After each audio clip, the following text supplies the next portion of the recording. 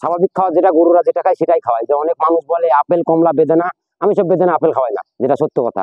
এরা গরুটার নাম হচ্ছে সম্বল, আমার আম্মু শখ করে নাম রাখছে সম্বল।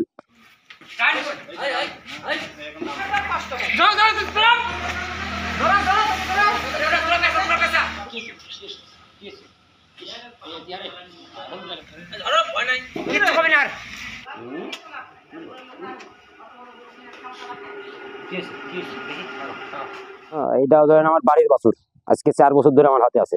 আমার ধরেন বাড়িতে আরো 8-9টা গরু আছে, নিজের ছেলের মতোই মানুষ করছি এক কথায়। স্বাভাবিক খাওয়া যেটা গরুরা যেটা খায় সেটাই খাওয়াই। যে অনেক মানুষ বলে আপেল কমলা বেদানা, আমি সব বেদানা আপেল খাওয়াই না, যেটা সত্য কথা। রাঁধুনি রেডিমিক্স মাংসের মশলা, ব্যাস হয়ে যাবে ঝটপট দারুণ রান্না।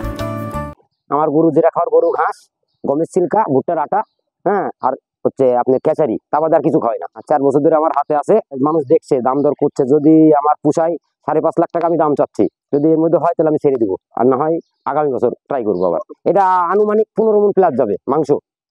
এরা গরুটার নাম হচ্ছে সম্বল, আমার আম্মু শখ করে নাম রাখছে সম্বল। পার্টি আসছে, প্রতিদিন আসছে, দেখছে, 4.5 লাখ টাকা পর্যন্ত বলছে, কিন্তু আমি 4.5 লাখে ছাড়বো না। 5-এর উপরে আসতো, মানে আমার কথা 5 লাখ 20-30 হলে আমি ছেড়ে দিব। আমি আমার গরু আমার মেলা দিন 10-12 বছর ধরে গরু পোষা হচ্ছে। আমি তো ঢাকায় ছিলাম, আমি ঢাকার থেকে আসছি 18 সালে। আমার মা পুষতো, আমি 18 সালে এসে এই খামার